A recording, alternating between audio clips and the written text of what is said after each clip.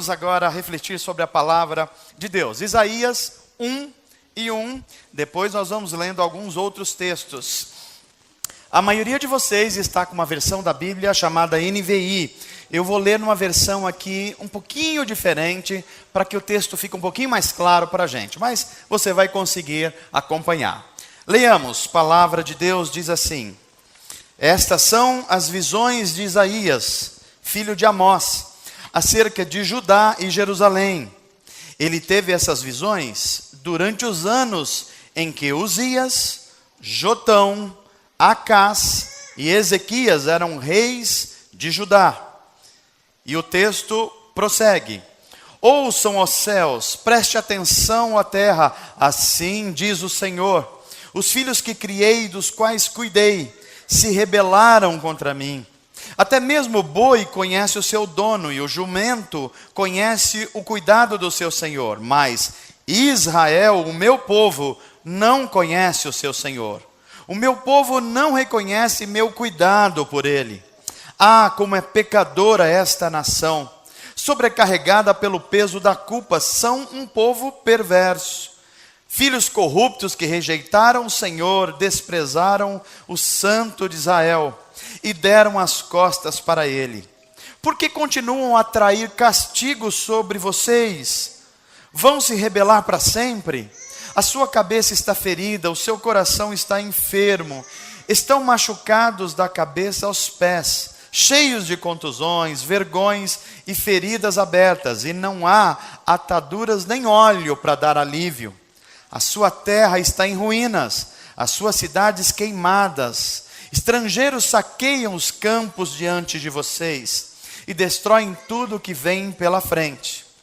A bela Sião, ou seja, Jerusalém, a cidade, está abandonada, como o abrigo do vigia no vinhedo, como a cabana numa plantação de pepinos, como a cidade que foi sitiada. Se o Senhor dos Exércitos não houvesse poupado alguns de nós, teríamos sido exterminados como Sodoma e destruídos como Gomorra. Ouçam a palavra do Senhor, líderes de Sodoma. Prestem atenção à lei de nosso Deus, povo de Gomorra. O que os faz pensar que desejo os seus muitos sacrifícios, diz o Senhor? Estou farto de holocaustos, de carneiros, da gordura dos novilhos gordos. Eu não tenho prazer no sacrifício de touros, de cordeiros, de bodes. Quem lhes pediu que fizessem esse alvoroço por os meus pátios quando vêm me adorar?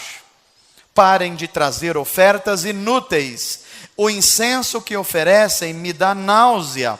Suas festas de lua nova são sábados, e seus dias especiais de jejum são pecaminosos, são falsos. Não aguento mais as reuniões solenes de vocês. Eu odeio as suas festas de lua nova e celebrações anuais e religiosas que vocês fazem. São um peso para mim, não as suporto. Não olharei para vocês quando levantarem as mãos para orar. Ainda que ofereça muitas orações, rezas, não os ouvirei, pois as suas mãos estão cobertas de sangue.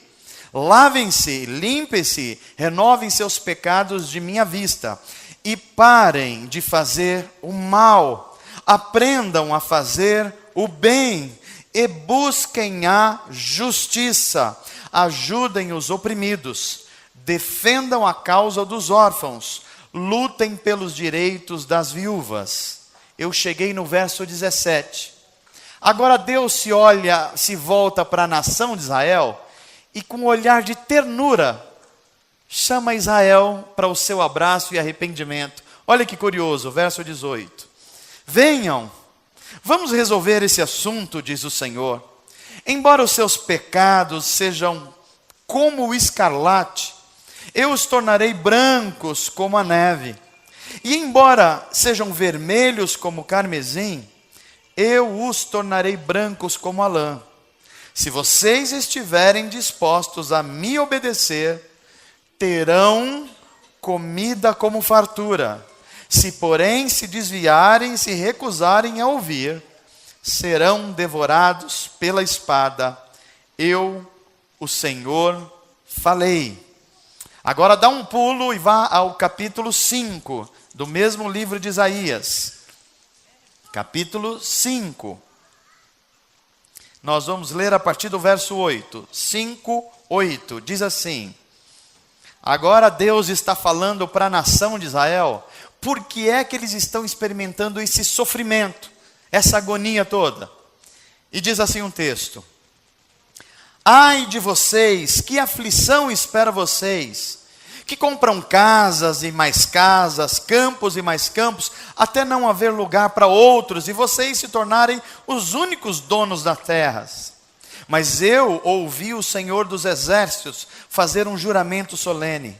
Muitas casas ficarão desertas, até belas mansões ficarão vazias. Pulo para o verso 11, que diz assim: que aflição espera os que se levantam cedo pela manhã, para começar a beber, e passam a noite tomando vinho para ficar embriagados. Pulo para o verso 13, que diz assim: por isso o meu povo irá para o exílio, num lugar distante, pois não me conhece.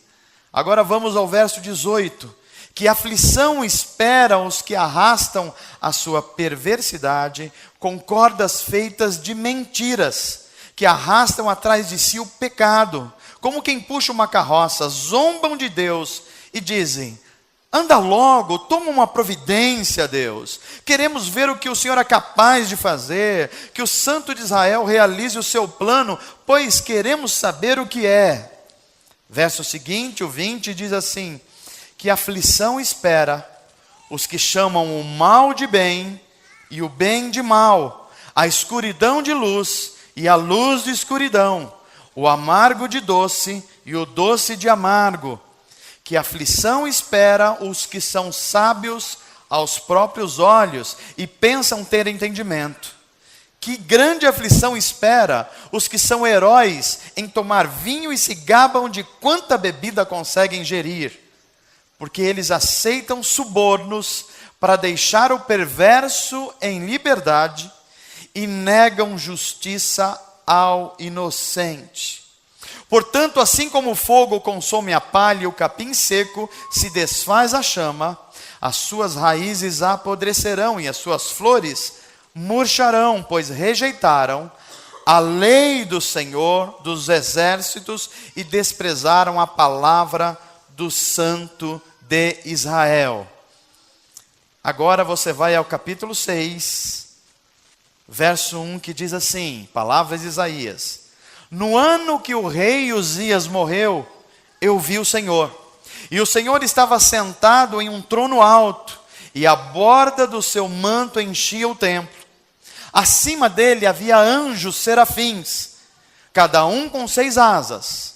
Com 2 asas eles cobriam o rosto frente à majestade de Deus, que era tamanha. Com outras 2 asas eles cobriam os pés, porque eles não achavam dignos de estar na presença do Deus Santo Altíssimo. E com 2 eles voavam. E eles diziam uns aos outros em alta voz: Santo, Santo, Santo é o Senhor dos exércitos. Toda a terra está cheia da sua glória. E as suas vozes sacodiam o templo até os alicerces, e todo o edifício estava cheio de fumaça. Então Isaías, vendo a presença de Deus, diz: eu estou perdido, é o meu fim, pois eu sou um homem de lábios impuros, e eu vivo numa sociedade de homens de lábios impuros. E os meus olhos acabaram de ver o Rei da Justiça, o Senhor dos Exércitos. Então um dos anjos serafins voou na minha direção, diz Isaías, trazendo uma brasa ardente, que ele havia tirado do altar com uma tenaz. Ele tocou os meus lábios com a brasa e disse: veja, esta brasa tocou os seus lábios, a sua culpa foi removida e os seus pecados foram perdoados. Então ouvi o Senhor perguntar: quem enviarei como mensageiro a este povo? Quem irá por nós? Quem irá levar alimentos para quem precisa? Quem irá doar sangue? Quem irá levar uma palavra de conforto para um necessitado? Quem vai abraçar um que não está acolhido? Quem vai fazer isso? Resposta de Isaías: e eu respondi, eis-me aqui, envia-me a mim. Ele disse, vá e diga a este povo tudo quanto eu quero dizer a eles. E aí a gente vai para o último verso agora, o verso 11, que diz assim: então eu, Isaías, disse, Senhor, até quando vai durar a injustiça no mundo? Amém. Fecha os teus olhos, vamos orar. Deus, nosso Pai amado, nós te agradecemos pela tua palavra, nós te agradecemos pelos irmãos, amigos que aqui estão.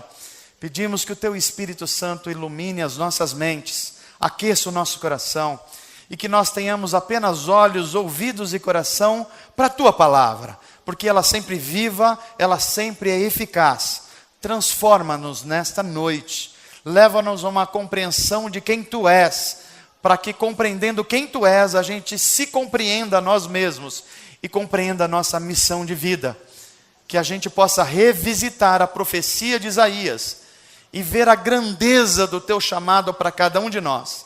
E que assim como ele respondeu com a sua vida, com os seus dons, a gente possa responder também. Assim te pedimos e te agradecemos em nome de Jesus. Amém. Nós estamos começando uma campanha de Natal 2016. O que é essa campanha de Natal? É um chamado para a gente ministrar o amor de Deus. E ministrando o amor de Deus, a gente demonstra amor às pessoas através dos nossos atos, das nossas ações. Então, essa campanha precisa ser entendida como um chamado de Deus. Assim como Deus chamou Isaías há 700 anos atrás, Ele continua chamando homens e mulheres para que a vontade dEle, o reino dEle, a justiça dEle se espalhe por toda a terra. Então nós estamos imbuídos disso. Nós vamos meditar nos próximos 33 dias sobre a profecia de Isaías. E quem é esse Isaías?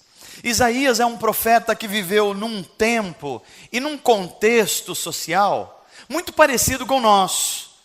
Então a profecia de Isaías, na verdade, nós vamos fazer uma revisitação. A gente vai olhar para ela e falar, olha como ela é importante para os nossos dias, os dias de hoje. E como é que Deus agiu naquele tempo? Quais foram os atos de Deus na história, na época de Isaías, em tempos de muita corrupção, em tempos de muita injustiça, em tempos de muita violência e inclusive em tempos de muitos deuses falsos. Como é que Deus agiu? A gente precisa entender quem é Isaías. Isaías é um profeta hebreu, ou seja, ele é da nação de Israel. Isaías também viveu 700 anos antes de Jesus, 7 séculos. Enquanto Isaías estava profetizando em Israel, por exemplo, na história dos gregos, o mundo estava conhecendo Tales de Mileto. Esses paralelos na história é importante que a gente compreenda. Tales de Mileto e Isaías são contemporâneos. Um na cultura judaica e o outro na cultura grega. E ele é profeta. Mas Isaías, diferentemente de outros profetas, ele é um profeta da urbe, ele é urbano. Ele é uma pessoa muito instruída. Isaías é casado, inclusive, e nem todos os profetas eram casados, aliás, poucos. Isaías também tinha filhos. Ou seja, ele tem uma vida na cidade. Mais do que isso, ele estava na corte dos reis. E Isaías profetiza durante o reino dividido de Israel. Vocês sabem que depois de Davi e Salomão, Israel não se tornou mais um reino só. Eles tiveram uma celeuma, uma confusão.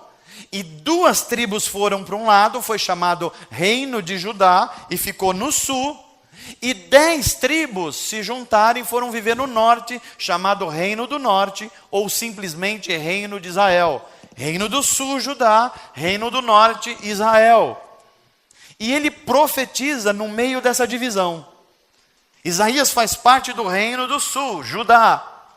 E ele profetiza para Judá e para Israel e para mais uma série de nações. E quando você abriu a sua Bíblia em Isaías 1:1, você viu que ele profetizou durante 4 reinados. Uma das profecias mais longevas da Bíblia, 60 e poucos anos. O primeiro foi o rei Uzias. Rei Uzias, rei de Judá. Judá estava experimentando um tempo de muita prosperidade econômica. As coisas iam muito bem. Eu diria que Judá daquela época é o Brasil de 2003 a 2008. Tudo estava indo bem, pleno emprego, todo mundo feliz, muita gente viajando, muita gente tendo recursos.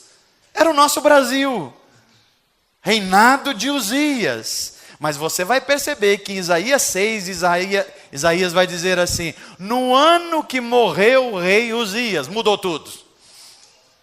Mas Isaías também profetiza no segundo reinado. Uzias tem um filho, o filho é Jotão.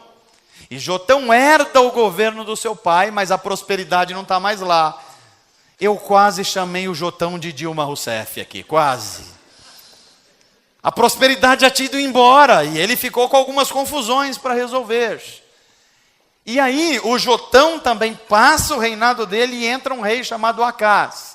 Esse tribuloso. Esse aí eu deixo para você fazer analogia, quem você acha que é.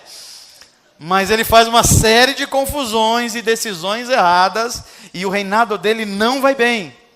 Até que vem um 4º rei chamado Ezequias. Esse é um rei bom, um rei justo, um rei que há profecias direto para eles, e a gente vai ver no decorrer desses dias. Um profeta na corte, um profeta urbano, um profeta casado com filhos, talvez parente do rei Uzias. Mas Isaías é mais. Isaías, ele é um evangelista. Ele não está preocupado apenas da nação de Israel conhecer Deus. Ele quer que as outras nações conheçam Deus. Então ele fala também a nações estrangeiras. Ele fala, por exemplo, para a Babilônia. Ele fala para a Filisteia, da onde veio os filisteus. Ele fala para Edom, ele fala para várias nações importantes da sua época. E aqui a gente começa a ver por que é que Isaías é um profeta evangelista. Porque ele distribui o amor de Deus como mensagem para todo mundo. Isaías não está preocupado só com a sua igreja, só com a sua denominação, nem mesmo só com a sua cidade. Ele quer que o amor e a justiça de Deus estejam espalhadas pelo mundo. Então ele profetiza quem é Deus, o que ele quer fazer. E a profecia de Isaías vai mostrar uma dupla identidade de Deus que nós precisamos entender nos dias de hoje. Primeiro, Isaías mostra a Deus como Deus criador de todas as coisas. Ele olha para a nação de Israel e fala assim: vocês conhecem Deus, mas o Egito não conhece, a Babilônia não conhece. Então nós precisamos apresentar quem é o Deus de Israel.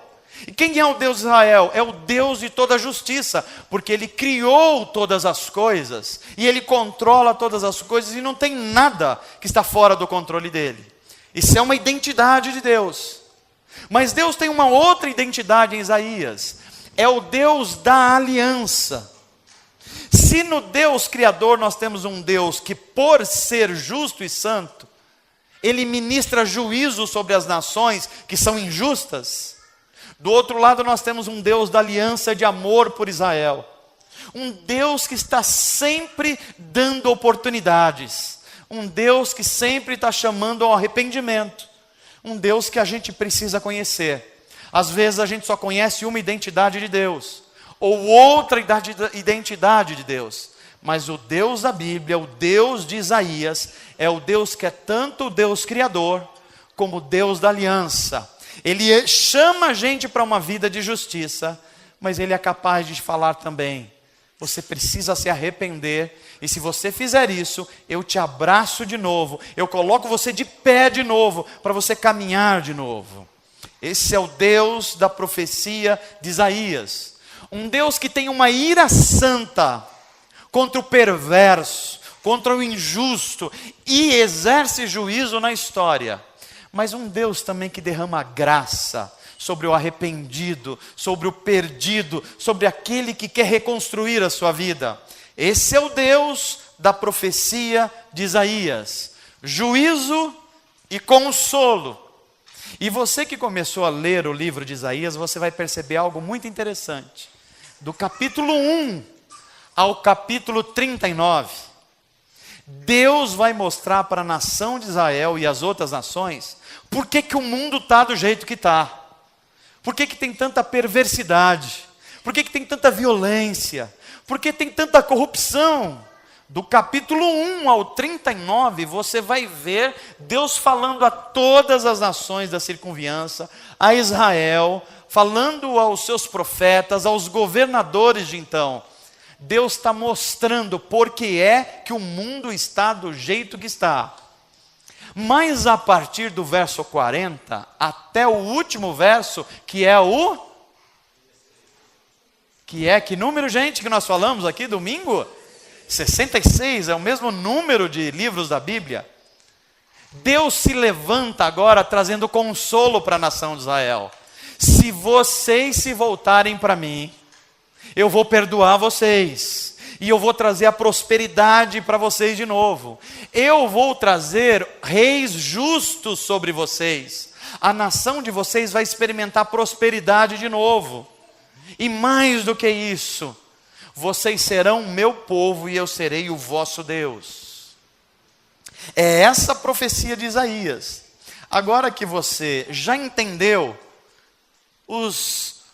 a sustentação desse livro e dessa profecia, eu queria, em poucas palavras, mostrar a você e a gente se concentrar na realidade e na contemporaneidade da profecia de Isaías. Parece que ele está escrevendo para a gente hoje. Parece que ele está escrevendo para o nosso Brasil hoje. Parece que ele está mostrando os nossos problemas hoje. Parece que ele está olhando para os nossos homens públicos e dizendo como é que eles estão agindo mal. Parece que ele está olhando para a igreja que representa Israel e falando como vocês também estão agindo mal. É por isso que a nação de vocês está do jeito que está. É por isso que a minha justiça não aparece entre vocês. Isaías é uma resposta à pergunta que incomoda você e a mim, que você certamente já fez essa semana. Por que é que o mundo é tão injusto? Porque é nesse momento que a gente está falando aqui, lá na Síria tem dezenas, centenas de pessoas inocentes sendo alvejadas e mortas. Por que é que a nossa nação é tão corrupta? E não só a nossa nação, porque a gente olha para a Europa, está acontecendo a mesma coisa, para a América do Norte está acontecendo a mesma coisa. Por que é que isso acontece? E a profecia de Isaías traz uma resposta. Por quê? Porque vocês abandonaram a justiça. Porque vocês se afastaram de Deus. Porque os seus governantes acharam que poderiam deixar Deus para fora dos seus governos. Porque vocês que são líderes religiosos estão fazendo cultos para mim que são formais, mas a mensagem de vocês não se traduz em ações de compaixão. É por isso. E a resposta de Isaías, ela vem acompanhada de uma denúncia. A primeira denúncia é contra os governantes de Israel. Gente que estava afanando o pobre. Gente que estava não cuidando das viúvas. Gente que estava expulsando o imigrante estrangeiro. E Deus dizia para eles assim: eu não vou deixar isso assim. Eu vou trazer juízo sobre vocês se vocês continuarem agindo assim. Se os seus políticos continuarem se corrompendo. Se os seus líderes religiosos só falarem da boca para fora e não fazerem na prática o que eles estão pregando. A nação de vocês estão assim porque vocês perderam o senso de justiça. Vocês atraíram para vocês deuses falsos. Vocês confiam no seu bom nome. Vocês confiam na sua carreira profissional. Vocês confiam no seu dinheiro. Vocês construíram ídolos para vocês. Mas na hora do vamos ver, esses deuses não vão socorrer vocês. E pior, vocês fizeram de vocês mesmos o Deus de vocês. E aí vocês mergulharam na injustiça. Vocês perderam o senso de justiça. E é por isso que a situação de vocês está desse jeito. E aí Deus dá dois caminhos para a nação de Israel e para os povos ao redor. Vocês podem continuar do jeito que estão. E se continuar do jeito que estão, vai haver mais violência, mais corrupção, mais idolatria, mais injustiça. Mas se vocês ouvirem a voz do meu profeta Isaías, se vocês se arrependerem, se vocês buscarem praticar a justiça, então vocês vão viver sobre o governo de um rei justo, do Messias, aquele que tem a justiça como centro do seu governo. E vocês vão experimentar uma transformação verdadeira. E aqui o profeta nos traz um ensino que é precioso para mim e para você hoje. Ninguém consegue viver uma vida em justiça, praticando a justiça, a menos que ele aprenda primeiro o que é adoração. Porque a verdadeira adoração, olha que curioso, leva à prática da justiça. A falsa adoração leva à prática da injustiça.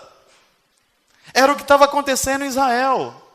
Os rabinos subiam e falavam assim: olha, nós precisamos fazer algumas coisas boas. Mas aí as pessoas olhavam para a vida deles, eles estavam fazendo o contrário. É aquilo que a gente conhece na religião moderna de faça o que eu digo, mas não faça o que eu faço. O discurso deles não batia com a ação deles. E como não batia com a ação deles, era mais ou menos assim: vamos ajudar os necessitados. Discurso, prática, aviltava os necessitados. Então a religião falsa gera injustiça. E é contra isso que Deus está falando. Então, para a gente viver uma vida de justiça, a gente precisa primeiro de uma adoração genuína. E o que é uma adoração genuína? É quando a gente conhece quem Deus é, a gente reconhece quem Ele é, e como Ele ama todos os seres humanos, e como Ele tem um carinho especial pelo necessitado, pelo pobre, pela viúva, pelo imigrante, pelo aquele que não tem condições. E Deus nos chama para, junto com Ele, em missão no mundo, levar as boas novas, fazendo boas obras. Isso é adoração. E a verdadeira adoração desemboca em uma vida de prática de justiça. Se você pudesse falar comigo, levanta sua mão direita assim para você não esquecer.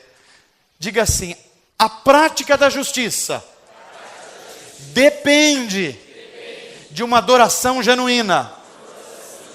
Se eu não sei adorar, eu não vou ser justo. A adoração me leva à justiça. A falsa adoração me leva à injustiça. Amém, gente? É isso que a profecia de Isaías está nos dizendo. E aí a gente começa a compreender algumas coisas aqui muito importantes. E a gente volta àquela pergunta que eu comecei quase no início da minha pregação. Por que é que o mundo é injusto do jeito que é? E por que é que Deus está tão nervoso com a nação de Israel? Ele está dizendo para eles assim: olha, nem adianta vocês me fazerem culto, nem adianta vocês virem no domingo para a igreja, ou para ir para a missa. Não adianta vocês com essa linguagem de crentes ou de religiosos. Não adianta 3 Ave Maria, não adianta rezar o Pai Nosso. Não adianta isso se vocês não estiverem vivendo em justiça. Vocês estão falando algumas coisas, mas não estão vivendo o que vocês estão falando.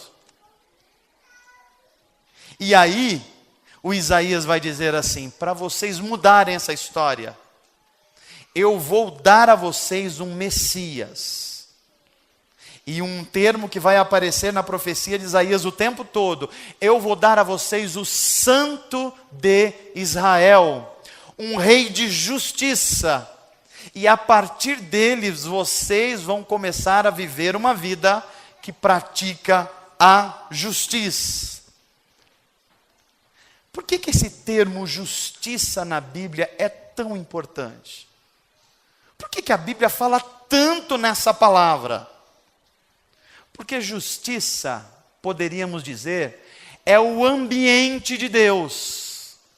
É como se a justiça fosse o ar que Deus respira. E toda vez que não há justiça, é como se tivesse um veneno. E Deus detesta isso. Se a gente pudesse falar assim, o que é justiça? Justiça é o ambiente de Deus. Ou melhor, justiça é o ambiente dos céus. Se a gente perguntasse o que tem nos céus tem justiça. E o Isaías vai ensinando a gente algumas coisas que nós vamos ler no Novo Testamento. Olha como o ensino da Bíblia Sagrada, ele é coeso. Vem Jesus Cristo em Mateus 6 e diz assim: busquem primeiro o reino de Deus. E o que mais? E a sua justiça. O reino tem uma justiça. O reino tem um jeito de ser. E as demais coisas que você precisa, os bens materiais, as necessidades materiais, a sua família, o seu trabalho, o seu descanso, todas essas coisas que Deus sabe que você precisa, vos será acrescentada, mas primeiro se você buscar e no reino de Deus a sua justiça. Ainda no Novo Testamento vem Jesus de Nazaré e diz assim: bem-aventurado os que têm fome e sede de justiça, porque eles serão fartos. Por que você é bem-aventurado quando você tem fome de justiça? Porque você tem fome da mesma coisa que Deus tem fome. E quem tem fome da mesma coisa que Deus tem fome, vai ser alimentado. Amém, gente? E aí vem o Isaías, com a sua profecia, e nos ensina que justiça é o futuro do universo. Você precisa aprender a praticar a justiça agora, porque o mundo que está chegando, o novo mundo de Deus, só haverá justiça. Injustos não poderão viver nele.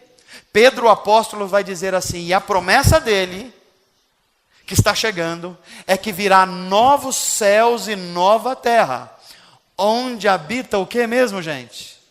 A justiça. Eu sei que eu estou falando muito em justiça e você deve estar curioso e falando assim: pastor, então explica aí o que é justiça, já que é tão importante na Bíblia inteira. Eu vou explicar para você. Mas a primeira coisa que eu preciso dizer para você é que a justiça, ela tem 2 dimensões. E você precisa entender isso, porque senão você vai ser injusto achando que é justo. Uma das coisas que você precisa entender: a justiça primeiro tem uma dimensão pessoal, tem a ver com você. Eu estou dizendo isso porque todos nós temos o hábito de achar que o que é injusto é o que os outros fazem. É verdade ou não é, gente? Por exemplo, se você é marido e mulher lá na sua casa, quem que é injusto de vez em quando? A mulher. Hã? Se você é empregado e você tem um patrão. Quem é o injusto na sua relação? O patrão. Agora, se você é patrão e tem um empregado, quem é o injusto? A gente sempre está achando que um justo é o outro. E esse é um dos grandes problemas do nosso mundo. Porque a justiça tem uma dimensão que é pessoal. É por isso que a Bíblia vai dizer que nós precisamos de um Salvador. Porque o nosso senso de justiça, ele é meio torto. A gente não tem uma noção equilibrada de justiça. Se eu perguntar para você aqui agora, nesse momento, falar assim, você age com justiça? Você vai ser tentado a dizer, pastor, na maioria das vezes pelo menos. Então, você já está sendo injusto. Porque o seu senso de justiça está baseado em que você acha. E o que você acha está distorcido pelo pecado. É isso que a Bíblia chama de queda humana. Você não tem uma visão perfeita das coisas e das relações humanas. É distorcido. É por isso que você olha para alguém que fala alguma coisa para você e você fala assim, essa pessoa foi injusta.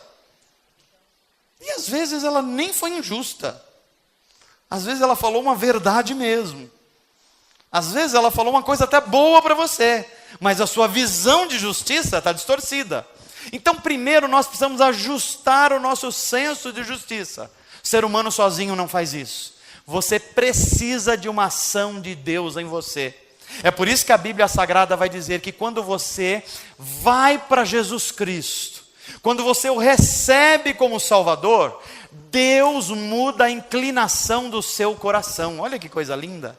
Você recebe um novo coração. Aí o sujeito era aquele sujeito assim, rancoroso. Todo mundo conhece o sujeito rancoroso. Daqui a pouco ele começa a tratar perdoando as pessoas. E as pessoas falam assim, o que aconteceu? Ué, ele recebeu um novo coração.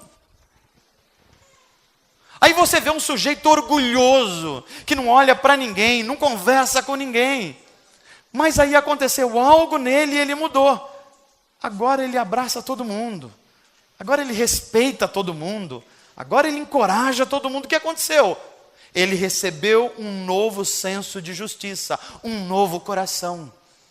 Nós estamos recebendo um novo coração, gente? Como é que está o seu coração? Se a gente fizesse uma radiografia dele, não, hoje está mais tecnológico, uma ressonância magnética, não é isso? O que estaria lá dentro? A profecia de Isaías chama a gente para isso. Primeiro olhe para dentro de você. Agora que você identificou que você precisa de Deus, o seu senso de justiça foi ajustado. Agora você começa a olhar a outra dimensão da justiça, que é uma dimensão coletiva. Primeiro, eu preciso entender que o meu pecado, a minha falta de comunhão com Deus, a minha tentativa de viver distante de Deus, gera sofrimento no mundo. E segundo, eu preciso perceber que a soma dos nossos maus atos é que gera famílias desajustadas, mães insensíveis com filhos, filhos que não respeitam a mãe, patrões injustos, empregados preguiçosos, relações familiares distorcidas. Isso tem a ver com ausência de justiça. Você já começou a perceber que o nosso mundo é assim, porque nos falta prática de justiça. Por isso que a Bíblia vai falar o tempo todo disso. Eu caminho para o final da minha mensagem falando de coisas muito práticas. Nós vamos ler no capítulo 5 de Isaías o que é uma vida que pratica a justiça. E a gente vai ver a partir de uma reclamação de Deus. Deus reclama com a nação de Israel. E por que é que Deus reclama? Porque eles eram para ser um modelo para as outras nações. Mas Israel estava falhando até internamente. Quanto mais conseguir ser um modelo. E eu fico pensando se não é o mesmo problema nosso. Nós somos o Israel de Deus. Você já conhece Jesus Cristo. Você já teve algum contato. Então era para a nossa vida estar ensinando aqueles que não conhecem Deus ainda. E será que a gente não está falhando? Aí vem Deus e diz assim no versículo 8 e 9 do capítulo 5. Ai de vocês, os ricos e avarentos. A prática de vida de vocês é que está gerando a injustiça no mundo. Olha que coisa curiosa. A Bíblia não está falando que ser rico é ruim e que ser rico é proibido. Mas a Bíblia está falando que grande parte do sofrimento do mundo tem a ver com pessoas que acumulam muito mais do que precisa, e em acumulando se tornam avarentos, se tornam presos àquilo e colocam a sua confiança nisso. Criou um Deus estranho. E deuses estranhos vão trazer sofrimento para o mundo. E parece que Isaías estava vendo o nosso Brasil de 2008 para cá, porque ele está dizendo assim: vocês ricos avarentos, vocês fizeram maracutaias, vocês compraram terrenos em lugar que não eram valorizados, corromperam os fiscais, esses preços subiram, e quando subiram vocês ficaram ricos, e quando vocês ficaram ricos, você deixou um monte de gente pobre. Alguma semelhança com o nosso Brasil, gente? Essa semana vem ao ar uma notícia de que um dos ministros da República estava pressionando, ou melhor, um dos políticos importantes do Brasil, estava pressionando um ministro a não cumprir uma lei em Salvador para ele se beneficiar disso. Isaías olharia para nós hoje falando assim: é isso que está gerando sofrimento no país de vocês. É isso. Pessoas avarentas que estão corrompendo e gerando um monte de sofrimento para os mais necessitados. Segunda coisa, o segundo ai de Isaías: ai contra aqueles que são hedonistas. Pastor, que palavra é essa, hedonistas? Deixa eu explicar para você.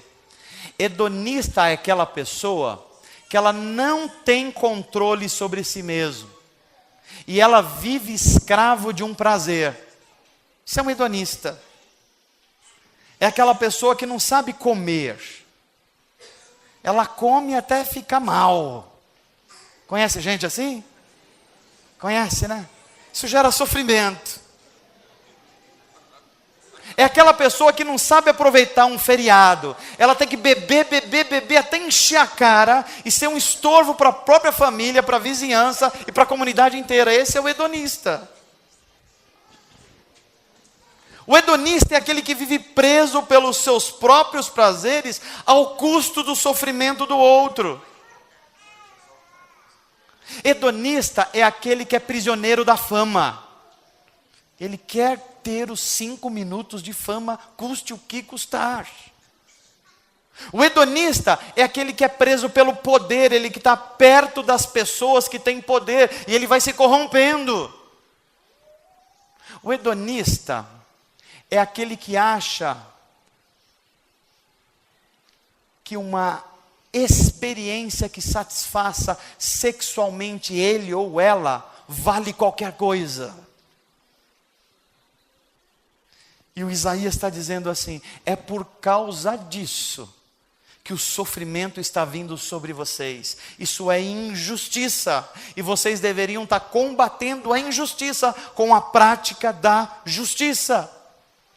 Terceiro ai de Isaías, o ai agora é ai contra os céticos, versos 18 e 19. Quem são os céticos? Céticos é aqueles que agem fazendo atos ignorando que existe um Deus. Então eles praticam a injustiça, eles fazem coisas que são erradas, eles não cumprem as leis, e eles falam assim: ninguém vai me pegar, ninguém vai descobrir, nem Deus vai descobrir isso. O Isaías vai falar: ai de vocês, porque vem uma lava-jato aí. Não, essa aí já é uma interpretação minha aqui de hoje. Mas é isso que Isaías está fazendo. O que vocês fizeram no escuro, vai aparecer no claro. E eu não consigo deixar de olhar para o nosso país hoje e ver governadores do Rio de Janeiro em Paris, tomando champanhe de 800 euros, comprando joias de 800 mil reais para suas esposas. Com o dinheiro de quem? Com o dinheiro da urbanização que não chegou na favela. Com o dinheiro da rede de esgoto que não chegou lá para a criança. A merenda da escola que não chega. Aí o Isaías vai falando assim, Deus está vendo isso, e Ele não vai deixar barato. O que vocês estão fazendo no escuro, vai vir para o claro. E essa semana a gente tem a informação que 2 ex-governadores do Rio de Janeiro foram parar em Bangu, centro penitenciário do Rio de Janeiro. De Paris para Bangu, tão bem, né? É disso que a Bíblia está falando, de coisa muito real, do que está acontecendo hoje conosco. E eu fiquei pensando, aqueles homens que estavam festejando em restaurantes caríssimos de Paris, agora estão vestidos com roupa de presidiário, com corte de presidiário. E a Bíblia mais uma vez tem razão. Isaías continua. Ai de vocês, e agora vem aqui um pouco para a gente. Ai de vocês, falsos pregadores. Verso 20. Vocês estão ensinando valores invertidos. Há muitos de vocês, ao invés de falar que o bem é bem, estão chamando o mal de bem e o bem de mal. Estão chamando o amargo de doce. É como se Isaías estivesse dizendo assim, vocês acham que estão enganando quem? Vocês praticam um monte de atos errados. E vocês acham que as pessoas vão chamar isso de bom? Vocês acham que quando vocês fazem algumas dessas coisas, e vocês acham que é bom, todo mundo acha que é bom? Não, vocês estão chamando o mal de bem. Vocês estão chamando o amargo de doce. Mas Deus está olhando para isso e Ele vai trazer juízo sobre vocês. Quinto ai de Isaías. Agora o ai é contra os arrogantes e os presunçosos. Verso 21. Curioso que Deus fale contra essa gente. Porque quem é o arrogante e o presunçoso na profecia de Isaías?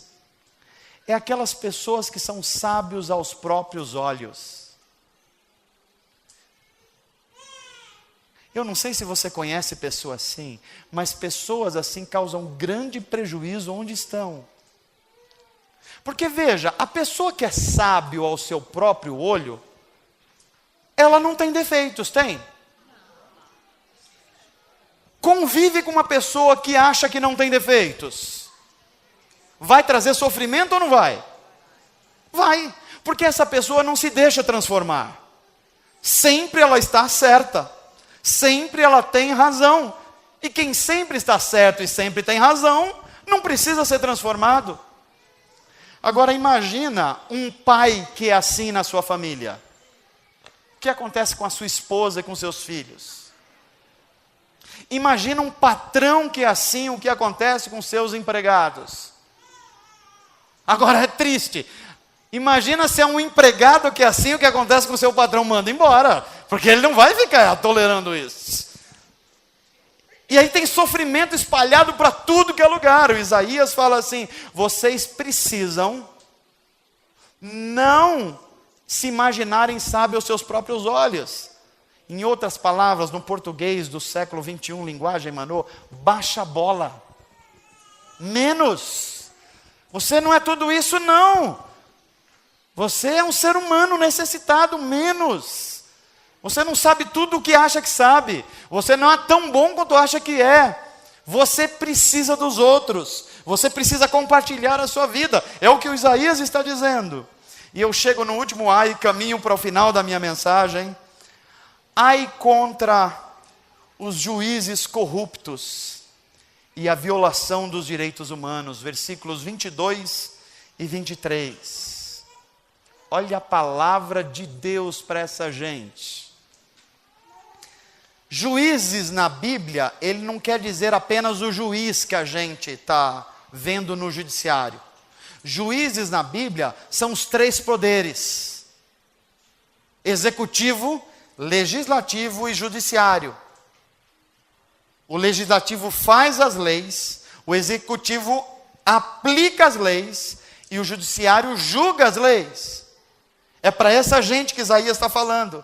E ele fala assim: ai de vocês, magistrados corruptos, que estão violando os direitos mais básicos humanos. Vocês aceitam suborno para deixar o perverso em liberdade e negam justiça ao inocente. Há alguma semelhança com o nosso Brasil de hoje? Nos jornais de ontem eu via uma notícia. Um dos famosos que foram presos ofereceu 5 milhões de reais a um juiz para não ser citado nos relatórios da Polícia Federal. Vocês entendem porque nós estamos num país como estamos? Como o juízo de Deus está sobre nós? Como a gente precisa mudar essa situação? Como a gente precisa ouvir o chamado de Isaías hoje para mudar essa história? Quando Isaías vê esse caos na nação de Israel, que é o nosso Brasil de hoje, aí acontece algo impressionante. O que acontece? Isaías tem uma visão. O próprio Deus, Isaías 6, se revela a Isaías. Então ele diz assim: no ano que morreu o rei Uzias, eu vi o Senhor. E quem vê o Senhor na sua glória jamais fica a mesma pessoa. Jamais. Ele muda o jeito de viver, muda o jeito de enxergar a vida, muda o jeito de tratar as pessoas, recebe um novo coração. Ele vê o Senhor e a glória do Senhor enche o templo só com as barras da sua vestimenta. A linguagem de Isaías é linda, porque ele está falando assim: os chefes religiosos e os chefes políticos acham que tem poder, mas agora chegou o verdadeiro soberano, que só a barra da roupa dele já encheu todo o templo. Esse é o nosso Deus. Esse Deus que a gente precisa confiar, que Ele está controlando a história. Apesar dos políticos, apesar dos líderes corruptos, Deus está controlando a história. Então a gente não tem que ter medo, a gente tem que orar e agir. Pastor, mas e agora? A gente tem um presidente não legítimo, vamos orar e vamos agir. E agora o Trump ganhou lá nos Estados Unidos, o que a gente vai fazer? A gente vai orar e vai agir. E quem ganhar lá na Europa pode ser um muçulmano tal. A gente vai orar e agir, porque a nossa confiança não está nos políticos, não está nos chefes religiosos. A nossa confiança está no Rei justo, Senhor de todas as coisas. É isso. E quando ele vê o Senhor, ele cai. É tanta santidade, é tanta beleza, é tanta justiça que ele cai como morto. E ele cai diante de um lamento e diz assim: o que vai ser de mim? Eu vi o Santo de Israel e quem vê morre. O que vai acontecer comigo? Quando ele está caído no chão, um anjo voa do centro do trono de Deus e fala assim: Isaías, hoje é o bom dia para você. Você não vai morrer não, Isaías. Mas eu tenho que fazer uma coisa para você. Você está muito acostumado com a corte do Uzias. Você está muito perto do Acaz. Você está vivendo muito no Senado em Brasília. Você está muito nas câmaras municipais. Você está muito perto de gente corrupta. Eu preciso fazer alguma coisa com você. Abre a boca, Isaías, que eu vou queimar sua língua. E é isso que Deus faz. O querubim pega uma brasa numa tenaz e... toma, Isaías, segura que é seu. Isso é o símbolo de que Deus está dando a Isaías uma força de autoridade da profecia, uma voz profética. Agora Isaías falando, é o poder de Deus atingindo Israel e as nações de lá. E eu oro para que essa brasa esteja nas nossas bocas hoje. Para que a gente fale com autoridade e justiça nos nossos lares, nos nossos bairros, com os nossos filhos, com todos os lugares que a gente estiver. Deus está colocando essa brasa na nossa boca e essa autoridade para a gente ministrar em justiça. Quando Isaías tem tudo isso, e ele percebe que Deus não o matou com a sua glória, ele é levantado pelo querubim, aí acontece com Isaías o que vai acontecer com você e comigo. Quando nós enxergamos a glória de Deus, você não consegue mais ficar parado e aceitar a injustiça. Você se torna alguém que pratica justiça. Você se coloca em perigo para ajudar o que está sendo injustiçado. Por quê? Porque você recebeu a mente do próprio Deus que ama a justiça. Aí quando Deus olha para aquela nação toda desarrumada, o nosso Brasil, Ele fala assim: a quem eu enviarei? Quem eu mandarei para os colégios para ser luz de Deus? Quem eu mandarei para as universidades? Quem eu levantarei como empresários para mostrar como é ser empresário para a glória de Deus? Que diretor de escola que eu vou levantar para revolucionar uma escola pública e tornar ela modelo?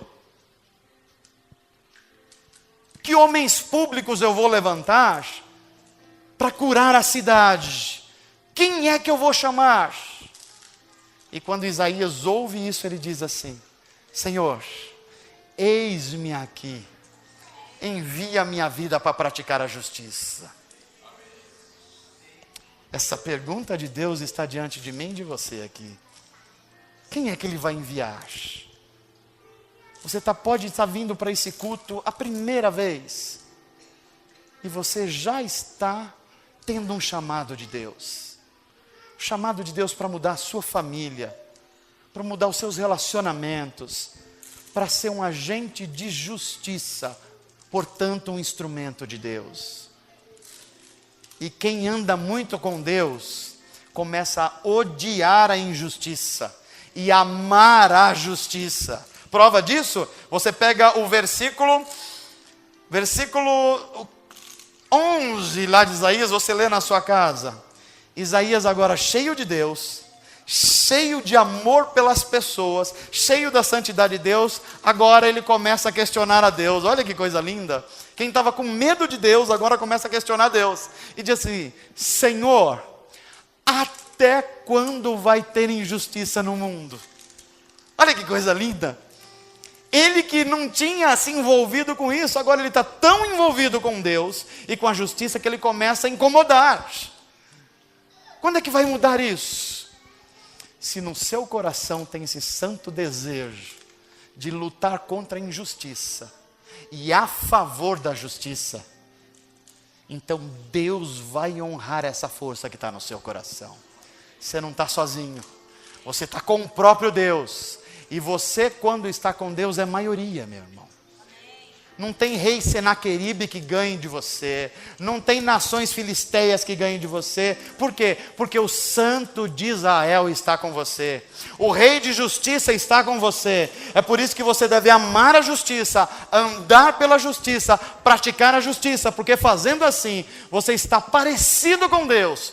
E quem está parecido com Deus é capaz de transformar ambientes, transformar famílias, transformar negócios, transformar bairros para a glória do Deus Altíssimo. Que Deus te abençoe em nome de Jesus. Viva uma vida de prática de justiça.